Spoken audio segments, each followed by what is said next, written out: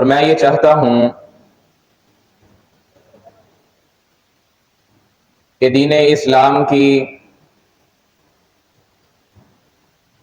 سب سے اہم عبادت جسے شریعت نے اسلام کی کوہان قرار دیا ہے، شریعت کی چوٹی اور بلندی کہا گیا ہے،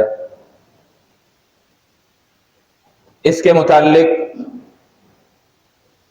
اپنے بھائیوں، بزرگوں اور بہنوں اور ماؤں کو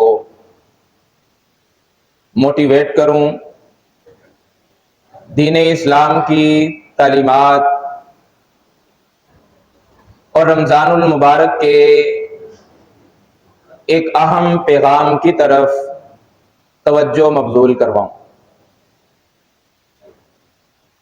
قرآن مجید فرقان حمید میں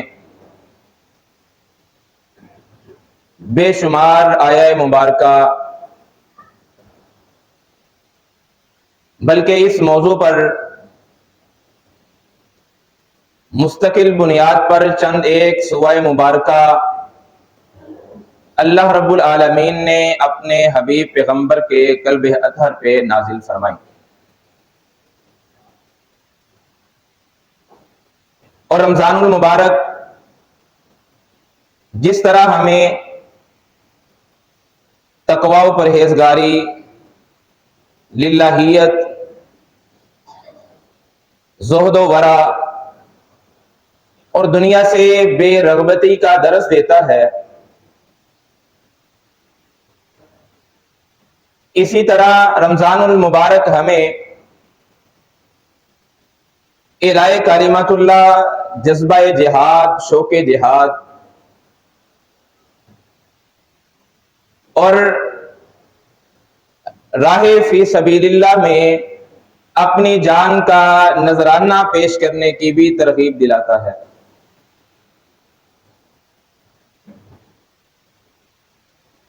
اگر تاریخ اسلام کا مطالعہ کیا جائے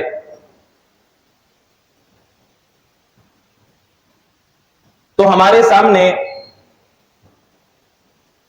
رمضان کے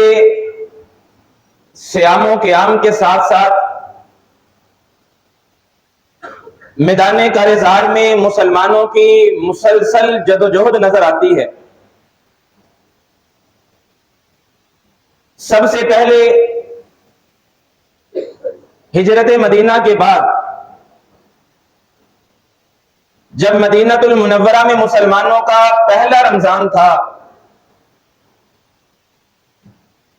تو آخر الزمان پیغمبر جناب محمد رسول اللہ صلی اللہ علیہ وآلہ وسلم نے سریہ سیف البحر کے نام سے سیدنا حمزہ رضی اللہ تعالی عنہ کی سپہ سالاری میں ایک لشکر روانہ کیا۔ ہجرت کے دوسرے سال غزوہ بدر کا معرکہ پیش آیا، وہ بھی رمضان المبارک میں۔ اسی تسلسل کو آگے بڑھاتے ہوئے 7ویں ہجری میں سریہ غالب بن عبداللہ کے نام سے معرکہ پیش آیا۔ 8ویں ہجری میں مکہ کو فتح کیا گیا تو رمضان المبارک میں۔ اس کے بعد مسلمانوں نے اندلس کو فتح کیا تو رمضان المبارک 92 ہجری میں۔ جنگ زراقہ کا معرکہ پیش آیا تو وہ بھی رمضان المبارک میں۔ حتیٰ کہ بر صغیر میں مسلمانوں کی سب سے پہلی لشکر کشی اور فتح سندھ کا معرکہ پیش آیا جو محمد بن قاسم نے سر انجام دیا تو وہ بھی رمضان المبارک میں۔ اور بعید دور کی بات نہیں ہے بلکہ ہمارے ملک عزیز پاکستان کا قیام بھی 27ویں رمضان المبارک میں ہی مارز وجود میں آیا۔ ہماری تاریخ رمضان المبارک میں جنگوں سے، فتوحات سے بڑی پڑی ہے، لیکن اس کے باوجود آج وہ کون سے اسباب، کون سی وجوہات ہیں کہ پوری دنیا کے مسلمان روزہ رکھتے ہوئے نظر آتے ہیں، قیام کرتے ہوئے نظر آتے ہیں، صدقہ و خیرات کرتے ہوئے نظر آتے ہیں، لیکن رمضان المبارک میں، باقی ایام میں تو دور کی بات ہے، رمضان المبارک جس میں تاریخ اسلام میں بے شمار مار کے پیش ہے، رمضان المبارک میں اس عبادت کو کیوں نہیں سر انجام دیا جاتا؟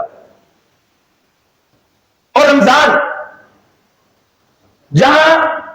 باقی دروس مسلمانوں کے لیے لے کے آتا ہے، وہاں مسلمانوں کی یہ کردار سازی کرنے کے لیے آتا ہے کہ جہاں شریعت کا حکم آ جائے، چاہے وہ مشکل سے مشکل تر کیوں نہ ہو، ہر حکم کے سامنے مسلمان کے لیے سر تسلیم خم کرنا۔ اور اگر رمضان ہمارے کردار میں یہ تبدیلی پیدا نہ کر سکا، اگر رمضان ہمارے اندر اطاعت اور فرما برداری کا یہ جذبہ پیدا نہ کر سکا، تو سمجھ لیجئے کوئی فائدہ نہیں اشاروں سے، کوئی فائدہ نہیں اشاروں سے، ہم بہت دور ہیں کناروں سے۔ یہ عبادات، یہ قیام و سیام،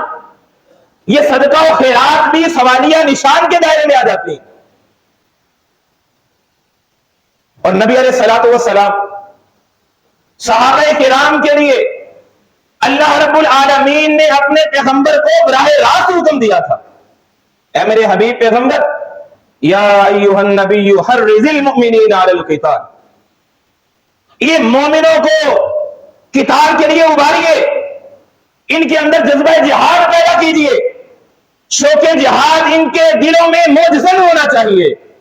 اور صحابہ کرام نے ایسا کردار امت کے سامنے پیش کیا،